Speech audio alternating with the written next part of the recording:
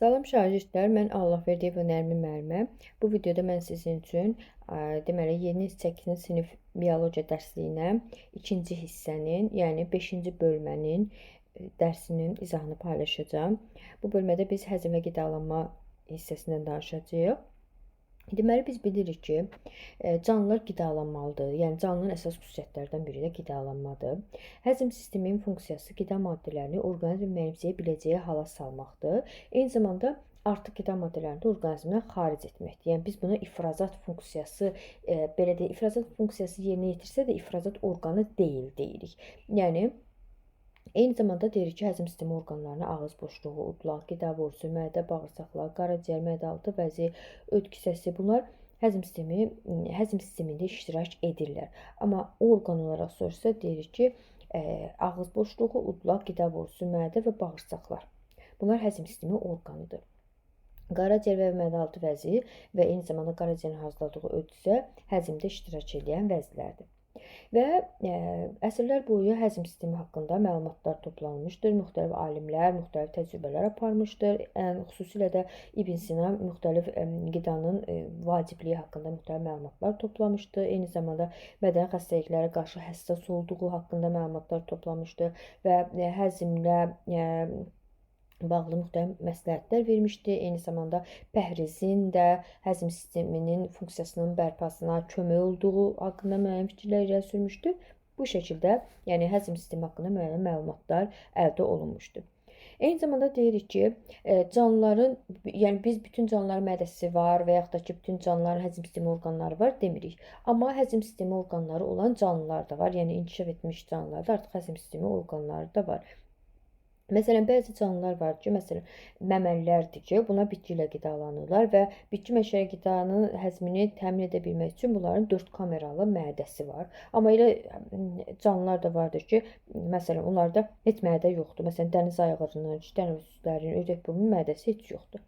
Onların qidası ağız boşluğu, udlaq, qida borusu və buradan birbaşa bağırsağa keçir. Yəni mədə bu prosesdə iştirak etmir, yəni mədəsi yoxdur. Deməli, orqanizm və maddələrin mübadiləsindən danışacağıq. Deyirik ki, hər bir canlının yaşaması üçün önəmli olan xüsusiyyətlərdən biri də maddələrin mübadiləsidir. Maddələrin mübadiləsi 3 prosesi belə deyək, özündə birləşdirir. Həzm, tənəffüs və ifrazat proseslərini özündə birləşdirir. Yəni, biz qida maddələrini qəbul edirik.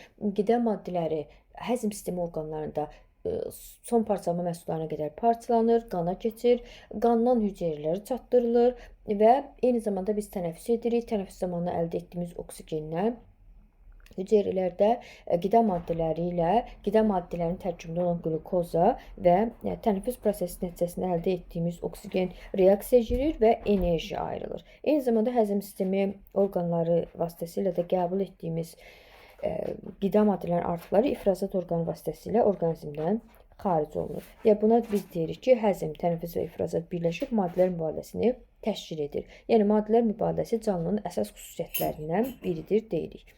Və təbiətdə canlılar 2 tip qidalanma formasına malikdirlər.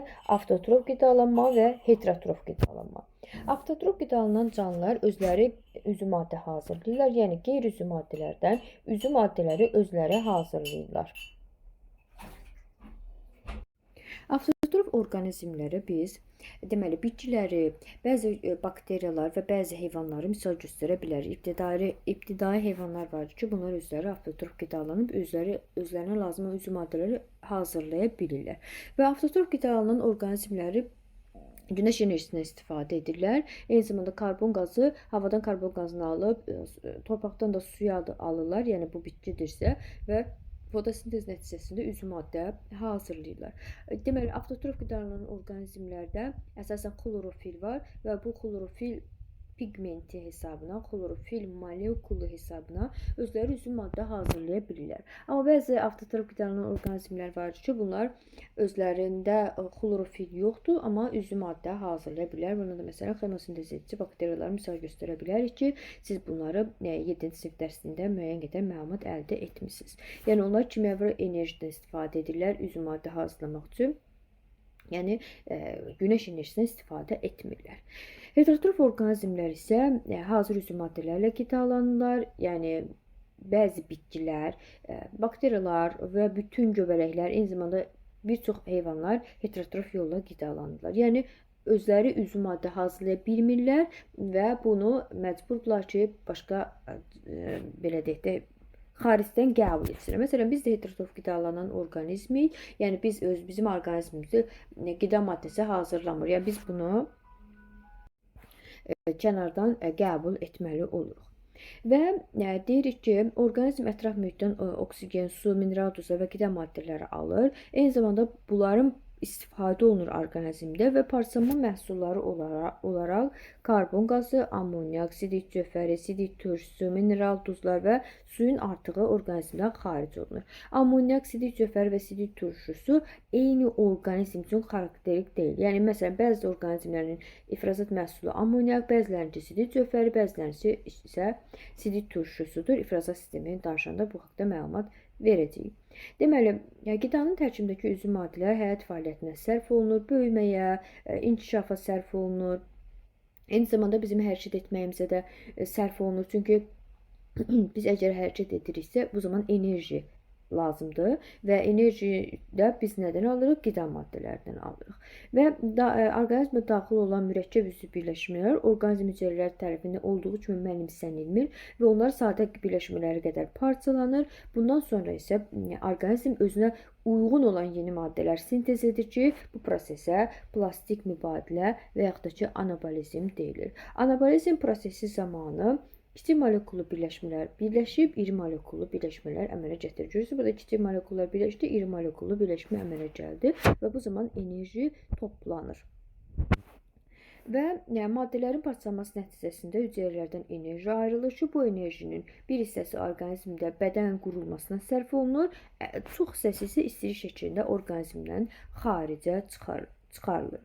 Və orqanizm hüceyrələrində enerjinin ayrılması da gedən bütün parçalama reaksiyalarının cəmi katabolizm və yaxud da ki, energetik mübadilə adlanır. Bu necə bir prosesdir? Əgər biz orqanizmimizin üzvü maddələrinə toplanıb və bizə enerji lazımdır, üzvü maddədən istifadə etmək lazımdır. Bu zaman o üzvü maddələr, yəni iri molekullu birləşmələr, kiçik molekullu birləşmələrə parçalanır. Bu zaman enerji ayrılır və biz bu enerjidən istifadə edirik. Yəni biz deyəndə, yəni digər canlılarda olduğu kimi. Və orqanizmdə baş verən anabolik və katabolik proseslərin cəmi metabolizm və yaxud da ki, maddələr mübadiləsi adlanır. Bundan da bayaqları danışdıq. Və orqanizmə qida maddələri, su, mineral maddələr həzm sistemi orqanları vasitəsilə daxil olur və həzm olunmamış qida qalıqları orqanizmdən xaric olur. Qida maddələri bizim qanımıza keçir və yaxud da limfaya keçir. Eyni zamanda tənəffüs sistemi orqanı vasitəsilə də qəbul edilən oksigen reaksiya girir və belə deyək, orqanizmdə enerji ayrılır və bu şəkildə mahiyyəti ümumi şəkildə belədir ki, qida maddələri qanımıza və limfaya keçir və buradan da tənəffüs sistemi orqanları vasitəsilə oksigen daxil olur və qəbul etdiyimiz oksigen, yəni orqanizmin qəbul etdiyi oksigen hüceyrələrə keçir, qida maddələri hüceyrələrə keçir, parçalanma məhsulları isə hüceyrədən çıxarılır və ifrazat sistemi orqanlarına gəlir. İndi belə deyək də, bizdə ifrazat sistemi orqanı böyrəkdir. Suda quruda yaşayanlarda, sürünənlərdə, məməlilərdə, quşlarda və s. böyrəkdir. Amma bəzi bütün canlılarda böyrək deyil. Məsələn, elə canlılar var ki, məsələn, həşəratlarda marpici borulardır və bunlarda deməli ifrazat orqanı, marpici borulardırsa, ifrazat məhsulları marpici borular vasitəsilə xaric olunur. Yəni, hamının ifrazat orqanı böyrəkdir deyə bilmərik. Sadəcə olaraq burada, yəni insandan söhbət gedirsə, ifrazat orqanı böyrəkdir və hüceyrələrdə olan parçalama məhsulu böyrəyə gəlir və böyrəkdən insandırsa əgər bu, su, sidik cövhəri və duzlar orqanizmdən xaric olunur. Sonra burada qeyd olunub ki, düşün, müzakirə et, paylaş hissəsində deyir ki, insan hər il 5 kiloqrama yaxın qida qəbul etsə də, onun çəkisi o qədər də dəyişmir. Bunun səbəbi nədir? Təbii ki, bu qida maddələri istifadə olunur. Yəni, depo deyil ki, biz deyək ki, bu il ərzində mən 500 kiloqram depoya mal vurmuşam və olduğu kimi qalmalıdır, əgər istifadə etmirəmsə. Amma orqanizm bundan istifadə edir, qida maddələrindən istifadə edir, enerji lazımdır orqanizmə və bunun üçün də ondan istifadə edir deyə ona görə də orqanizmdə belə deyək də bu dəyişmir.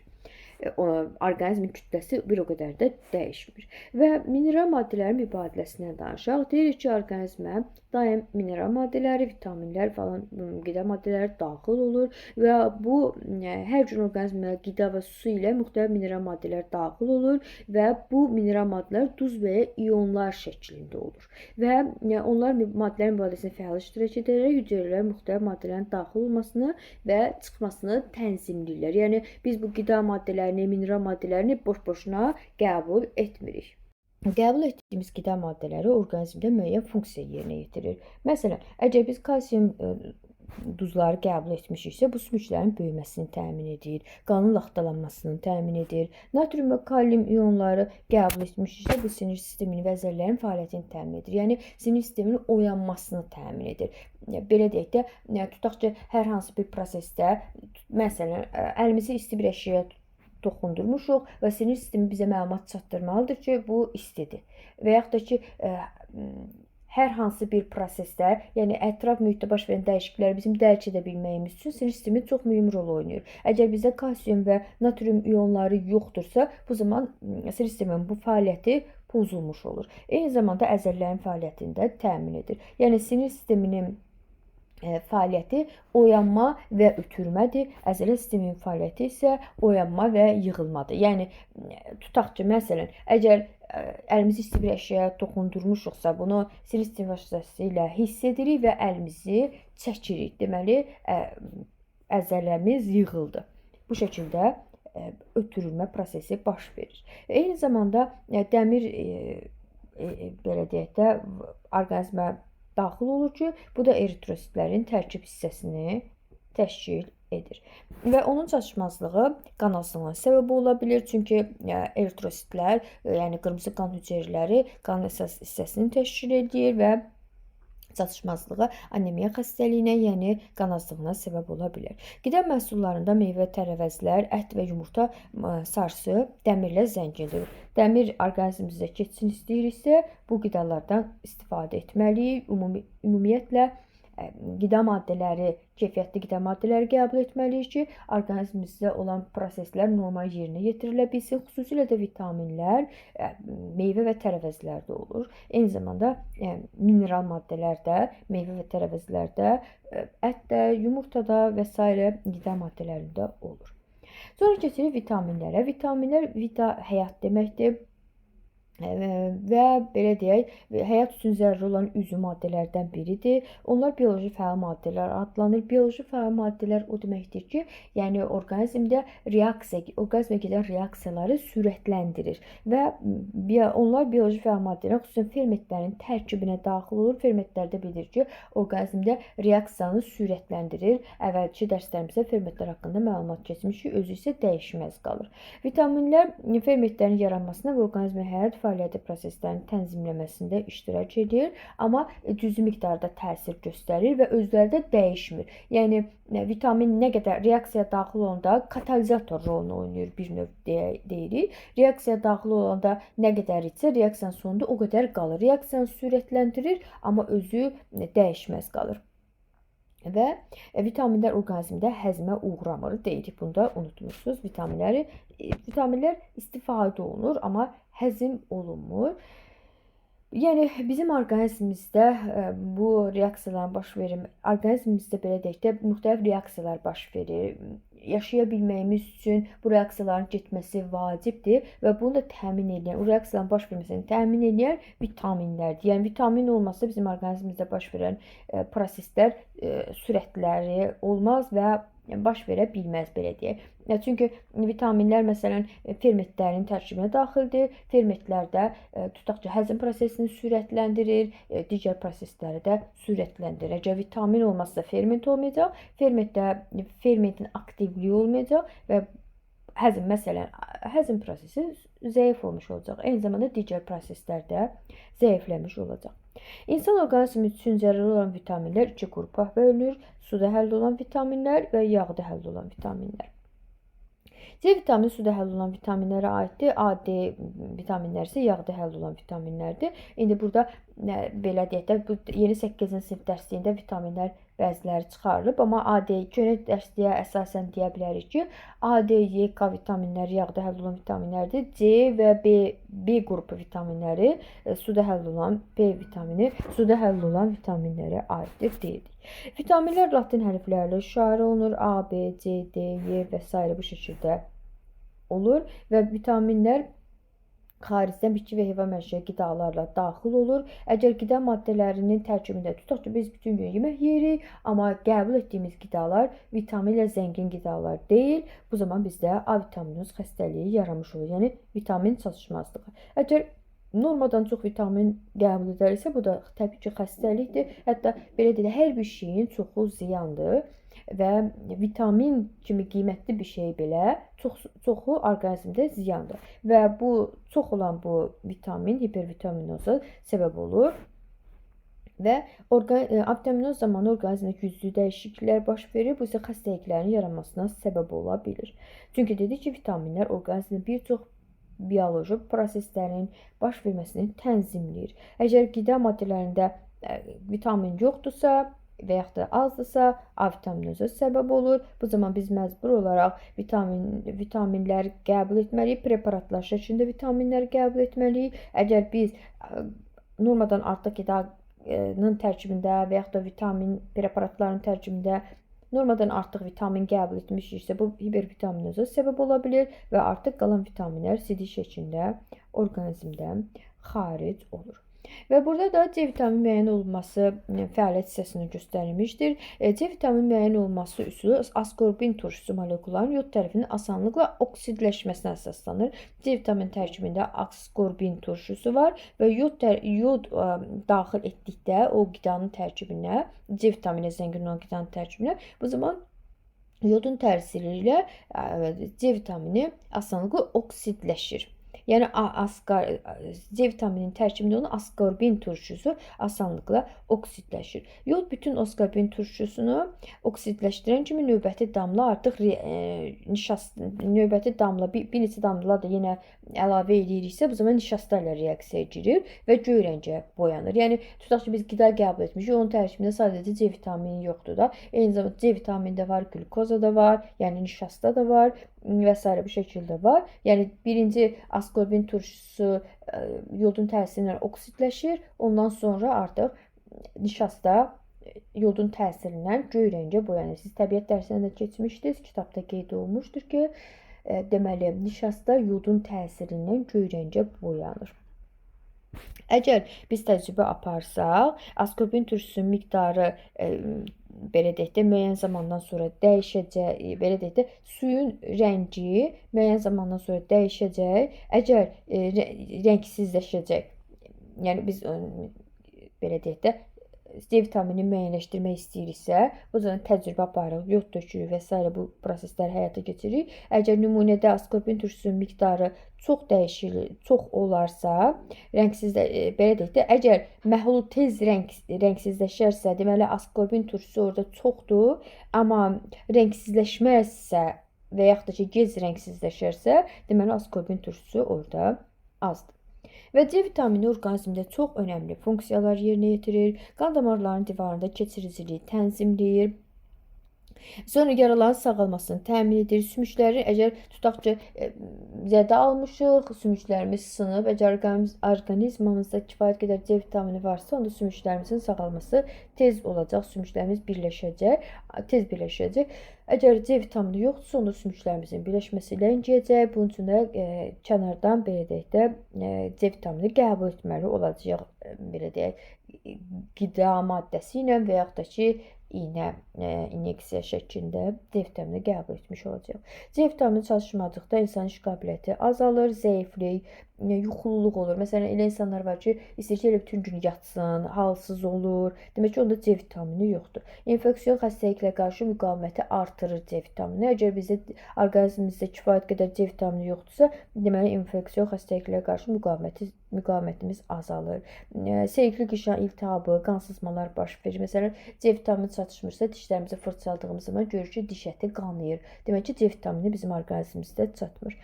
Və C vitaminin kəskin çatışmazlığı skorbut xəstəliyinə Səbəb olur ki, bu zaman dəridə, əzələlərdə və silikli qışırlarda qan sızmalar baş verir, diş əti qanayır, dişlər laxtalanır və dişlər laxlayır, üzr istəyirəm.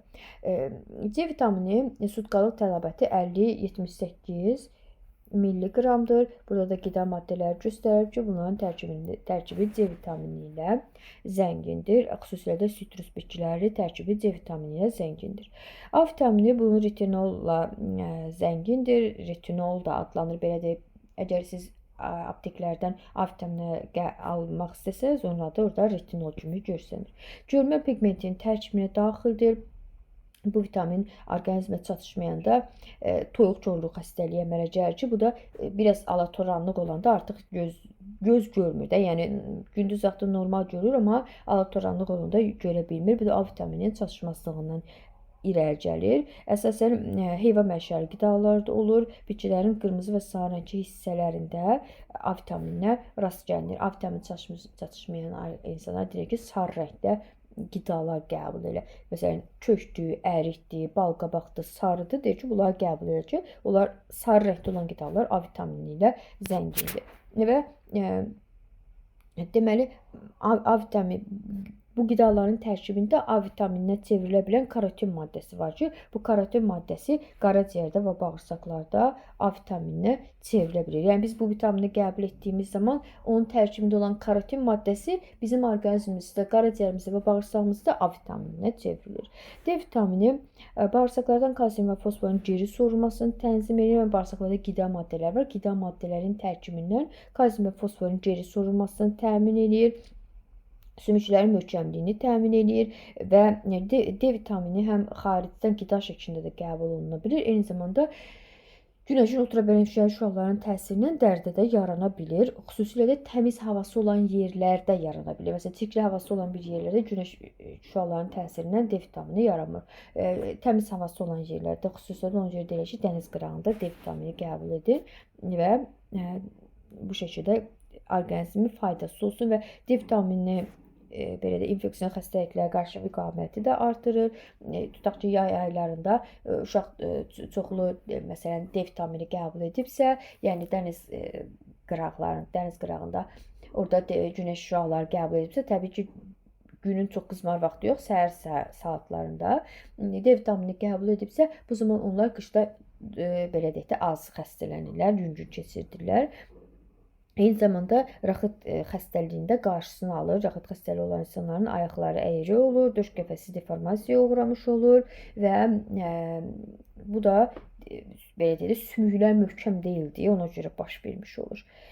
Və D vitamininin gündəlik qida norması bir dəqiqə. Deməli 0,2, 0,3 milliqramda, A vitamində 2-3 milliqramda, bunu da bayaq deməyi unutdum. Deməli, zülal mübadiləsi biz dedik ki, orqanizmimizə gün ərzində zülallar, yağlar, karbohidratlar, nuklein turşuları qəbul olunur, vitaminlər qəbul olunur. Bunlar üzvü maddələrdir və üzvü maddələr orqanizmimizdə istifadə olunur. Təbii ki, biz qəbul etdiyimiz qidanı olduğu kimi tutaq ki, zülal qəbul etmişik, onu olduğu kimi orqanizm istifadə edə bilmir, onu parçalayır. Zülallar parçalayır amin turşularına. Biz dedik ki, zülallar polimerdir. Yəni polimer nə deməkdir? Təkrarlanan halqalardan təşkil olunub. Bunlar hər biri nədir? Amin turşular. Zülalların monomeri amin turşulardır. Amin turşular birləşib zülallar əmələ gətirir. Zülallar da parçalananda amin turşularına parçalanır. Və amin turşularının da son parçalanma məhsulları karbon qazı, su və amoniakdır. Və zülallar həmçinin mürəkkəb funksiyaları yerinə yetirən bioloji fəal maddələrin fermentlərin tərkibinə daxildir. Deyirik ki, bütün zülallar ferment deyil, amma bütün fermentlər zülaldır. Və orqanizmə qida maddələri daxil olan zülallar həzm sistemində amin turşularına parçalanaraq qan vasitəsilə bədənin müxtəlif hissələrinə çatdırılır və onlardan da hüceyrədə orqanizm üçün zəruri olan zülallar sintez olunur. Yəni biz qidanın tərkibindən qəbul etdiyimiz zülalı orqanizm istifadə edə bilmir. Onu özünə lazım olan formaya salır, ondan sonra istifadə edir və Bir var əvəz olunan amin turşular, bir var əvəz olunmayan amin turşular və bizim orqanizmimizdə elə amin turşular vardır ki, onlar bizim orqanizmimizdə sintez olunur, amma elə amin turşular da var ki, onlar əvəz olunmayan amin turşulardır. Yəni xaricdən qəbul etməliyik, qida maddələrinin tərkibindən qəbul etməliyik. Bəzən elə insanlar var deyir ki, məsələn mən ümumiyyətlə ət yemirəm. Əgər biz ət yeməriksə, o zaman ətin tərkibində olan amin turşulardan məhrum olmuş ola bilirik və bu da orqanizmdə müəyyən fəsadlara səbəb olmuş olur. Ona görə də az miqdarda da olsa ət də qəbul etmək lazımdır. Və 1 qram zilal parçalandıqda 17,6 kcal enerji ayrılır və insana gün ərzində 100-150 qram zülal lazımdır. Yəni ən azı bu qədər zülal qəbul etməliyik ki, orqanizm öz funksiyalarını yerinə yetirə bilsin. Sonra gəlir karbohidrat mübadiləsi. Karbohidratlar da polimerdir. Çünki məsələn iri molekullu karbohidratlar keçmişdi, nişasta, glikogen, xitin, bunlar iri molekullu karbohidratlardır və onlar parçalananda kiçik molekullu glukozaya parçalanır. Yəni karbohidratların monomeri nədir? Glukoza. Deməli karbohidratlar polimer birləşmələrdir. Və biz qida qəbul etdiyimiz zaman orqanizmimiz birinci olaraq karbohidratdan istifadə etməyə başlayır və ona görə deyirik ki, bizim ehtiyacımızın 58%, enerjiyə olan ehtiyacımızın 58%-ni karbohidrat təşkil edir. Yəni yəqin ki, çoxlarınız eşitmisiniz. Deyirlər ki, məsələn, bu insan pəri saxlayır ki, arıqlamaq üçün. Həkim deyir ki, qida rasionundan karbohidratı çıxar. Yəni, əgər sən qida rasionuna karbohidrat daxil edirsənsə, orqanizm, yəni tutaq ki, karbohidrat da yeyirsən, yağ da yeyirsən, zülal da yeyirsən, sən çoxlu karbohidrat qəbul etmisənsə, orqanizm birinci olaraq karbohidratdan istifadə edir. Artıq yağdan istifadə etmir, yağ depolanıb qalır və piylənməyə səbəb ola bilir. Ona görə də deyir ki, sən karbohidratı qəbul etmə ki, qoy orqanizm məcbur qalıb yağlardan istifadə etsin. Yəni bu zaman yağlar qlukozaya parçalanır və orqanizm ondan istifadə edir. Əgər yağ da yoxdursa və biz orqanizm zülaldan istifadə edirsə, bilir ki, zülallar orqanizmə çox əhəmiyyətli funksiyalar yerinə yetirir. Bunlar haqqında danışmışıq və bu cür əhəmiyyətli funksiya yerinə yetirən bir üzüm maddənin qida maddəsi kimi parçalanması orqanizm üçün zərərlidir. Ona görə də yəni əgər orqanizm artıq glukoza da tapmır, yəni karbohidrat da tapmır, yağ da tapmır və məcbur olub zülaldan istifadə edirsə, demək ki, orqanizm artıq məhvə doğru gedir, yəni acından ölür, belə deyək. Ona görə də kifayət qədər karbohidrat, yağ və zülal təbii ki, normasında qəbul etmək lazımdır. Mürəkkəb quruluşlu karbohidratların parçalanması zamanı sadə quruluşlu karbohidratlar əmələ gəlir ki, buna da glukoza deyilir və glukoza qan vasitəsilə bütün orqanizmə yayılır. Və qanda qlukoza miqdarı 0,8, 0,12 mg təşkil edir. Onun artığı qalan hissəsi qaraciyərdə və əzəlilərdə glikogenə çevrilir. Məsələn, biz tutaq ki, glukoz ilə zəngin qida qəbul etmişik. Bu zaman qida maddələrinin həzm orqanlarında parçalanır, glukoz əmələ gəlir. Glukoz həzm orqanlarının, bunu həzm sistemi danışanda danışacağıq. Həzm orqanlarından, yəni bağırsaqdan çıxan qanın tərkibinə, belə deyək, bağırsaqdan çıxaraq qida maddələri qanın tərkibinə keçir, qandan da gəlir qaraciyərə, birbaşa qaraciyərə gəlir. Qaraciyərdə də depolanır. Əgər glukoz artıqdırsa, qaraciyərdə glukoza glikogen şəklində depolanır. Qaraciyərdə və əzələlərdə. Əgər orqanizm acdırsa, bu zaman qida, tutaq ki, biz acmışıq, qida maddəsi qəbul etmirik, tutaq ki, yemək hələ hazır deyil, biz qida qəbul edə bilmirik. Bu zaman qaraciyərdə olan, ehtiyac şəklində olan glukozanı orqanizm istifadə edir. Artıq glikogeni, yəni ehtiyac şəklində toplanan glukozanı biz glikogen dedik. Glikogen şəklində qaraciyərdə toplanır. Sonra glikogen şəklində toplanmış glukoza parçalanır, glukozaya çevrilir. Yəni glikogen ehtiyat qida maddəsi idi. O parçalandı, glukozaya çevrildi və qana ötürüldü ki, orqanizm də buna istifadə etdi. Yəqin ki, özünüz də müşahidə etmisiniz. Tutaq ki, acmışıq, qida yoxdur, hələ yemək yoxdur, qəbul edir. Müəyyən vaxtdan sonra deyir ki, artıq aclığım getdi. Niyə getdi? Çünki artıq glukoza ehtiyac şəklində, qaraciyər ehtiyac şəklində olan glukozanı artıq verdi qana. Yəni biz acından ölməyək. Sonra keçirik yağlara. Bir də burada bir şey demədik. Deməli, deyirik ki, glukoza glikogenda toplanır. Glikogen glukozaya çevrilir. Glukozanın son parçası məhsulu deyir karbon qazı və sudur. Çünki zülalların tərkibi karbon, hidrogen, oksigen və azot elementlərindən ibarətdir. Yağların və karbohidratların tərkibi isə karbon, hidrogen və oksigen elementlərindən ibarətdir. 1 qram karbohidratın parçalanması zamanı 17,6 kcal enerji ayrılır. İnsan orqanizminin karbohidratlara olan sutkalıq tələbatı 500 qramdır. Yəni gün ərzində ən azı 500 qram karbohidrat qəbul etməli ki, orqanizm o tələbatını ödəyə bilsin ki, öz işini qura bilsin. Sonra keçdik, bir də bunu deyim, şagirdlər, karbohidrat mübadiləsindən. Karbohidratın artıq olmağı da orqanizmə ziyandır. Bu da bir sıra xəstəliklərə səbəb ola bilər. Bunu yuxarı sinif dərsliklərini keçəndə keçəcəyik və az olması da orqanizmə ziyandır. Ola bilər ki, biz qida maddələrinin tərkibindən çox karbohidrat qəbul etmişik deyə qanımızda karbohidrat çoxdur və yaxud da ki, belə deyək də, orqanizmimiz karbohidratı depolaya bilmir deyə karbohidrat çoxdur qanımızda və yaxud da ki, çox güclü stres və əsəb keçirmişik. Bu zamanda qanda karbohidratın miqdarı arta bilir. Yəni tutaq ki, biz məsələn səhər qan analizi verməyə gedəcəksə, deyirlər ki, qida maddəsi qəbul etməmiş gəl ki, düzgün olsun da, yəni qanın tərkibində nə qədər glukoz olduğu düzgün ölçülsün. Və ola bilər ki, biz axşam çox güclü stres keçirmişik, həyəcan keçirmişik, qanda glukozun miqdarı artıb, biz səhər gedib ac qarnına da gedib qan analizi versək, yenə qanda glukozun miqdarı çox görsənəcək. Yəni bunlara diqqət etmək lazımdır. Sonra yağ mübadiləsindən danışırıq. Yağlar deyirik ki, parçalanma məhsulları gliserin və yağ turşularıdır. Yağlar iri molekullu birləşmədir, amma biz ona polimer demirik. Çünki biz dedik ki, polimer təkrarlanan maddələrdən ibarətdir. Məsələn, zülallar təkrarlanan amin turşuları. Yəni amin turşular çoxu sadə birləşir. Zülal əmələ gətirir. Amma yağlar sadəcə gliserin və yağ turşularına parçalanır. Vəssalam, bunlar təkrarlanmır.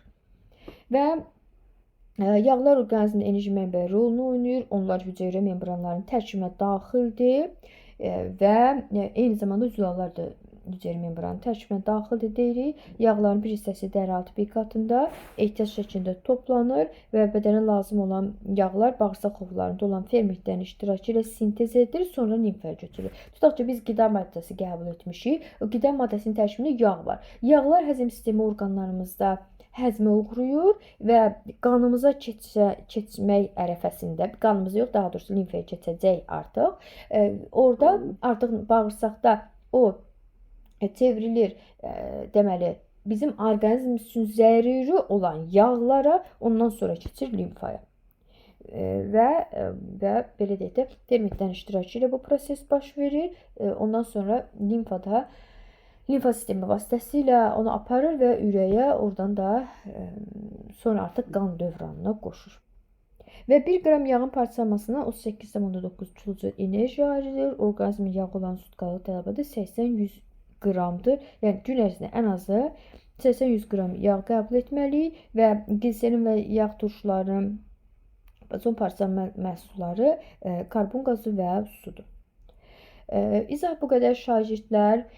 Ümid edirəm ki, anlaşılır deyə izah etdim.